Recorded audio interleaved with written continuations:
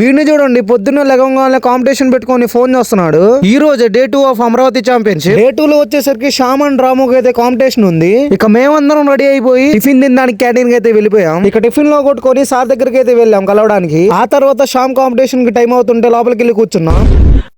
ఆ తర్వాత రాము వెయిట్ చూసుకుంటే వాడు ఆడే కేటగిరీ కన్నా 2 కిలోస్ ఎక్కువ ఉన్నాడు. అందుకే వెయిట్ కంట్రోల్ చేయడానికి అలా రెడీ అయ్యాడు. ఇక శ్యామ్ వేయింగ్స్ అయితే ఇచ్చేసాడు. వేయింగ్స్ ఇచ్చాక మేమందరం అయితే తినడానికి బయటికి పోయాం. రాము తినకూడదు, అందుకే భేదముఖం వేసుకొని వస్తున్నాడు. ఇక మేము లంచ్ బిర్యానీ తిన్నాం, అలానే ఐస్ క్రీమ్ కూడా. ఇక శ్యామ్ కాంపిటీషన్ అయితే దగ్గరికి వచ్చేసింది, లైన్అప్ చేపించేశారు. ఇక వార్మప్ సెట్ మీద వార్మప్ చేసేసి స్నాచ్లు అయితే పూర్తి చేసేసాడు. మా సార్ అయితే డ్యూటీ చేశారు స్కోర్ బోర్డ్ చూసుకోమని. ఇక శ్యామ్ అలా క్లీన్ అండ్ జర్క్ పూర్తి చేసి కాంపిటీషన్ అయితే కంప్లీట్ చేసేసాడు. తర్వాత ఇప్పుడు రాము బాయ్ వంతు. రాము కూడా వేయింగ్ ఇచ్చేసి లైన్ లో నుంచున్నాడు. ఇక రాముకు కూడా వామప్ సెట్ మీద వామప్ చేపించేసా. ఆ కాంపిటీషన్స్ ఎలా జరుగుతాయో చూపిస్తారండి. ఇదిగో రాము వస్తున్నాడు. లిఫ్టర్ అనే వాళ్ళు అక్కడ నుంచి వచ్చి కాంపిటీషన్ సెట్ మీద లిఫ్టింగ్ పర్ఫామ్ చేస్తారు. ఇక్కడైతే స్కోర్ బోర్డ్ హ్యాండిల్ చేస్తారు. ఇంకా ఇదంతా వామప్ ఏరియా. లిఫ్టర్ అనే వాళ్ళు ఇక్కడే వామప్ వెళ్ళి కాంపిటీషన్ సెట్ మీద పర్ఫామ్ చేస్తారు. ఇక వీళ్ళనే అనౌన్సర్స్ అంటారు. వీళ్ళు నెక్స్ట్ లిఫ్టర్ ఎవరు ఏంది అని చెప్పి అనౌన్స్ చేస్తా ఉంటారు. మన వెయిట్ లిఫ్టింగ్ లో మెయిన్లీ 3 జడ్జెస్ అయితే ఉంటారు. మెజారిటీ వైట్ వస్తే గుడ్ లిఫ్ట్. అలా రాము ఇంకా క్లీన్ అండ్ జర్క్ కంప్లీట్ చేసి కాంపిటీషన్ అయితే కంప్లీట్ చేసేసాడు. అలా డిన్నర్ అయితే కంప్లీట్ చేసేసా. డే 2 అయితే ఇంకా కంప్లీట్ అవ్వలేదు. రాము ఒరిజినల్ కోర్ అనేది అక్కడ చూద్దాం మీరు. సరే, ఈ వీడియోకి ఇంత పార్ట్ 2 లో కలుద్దాం. ఉంటావా?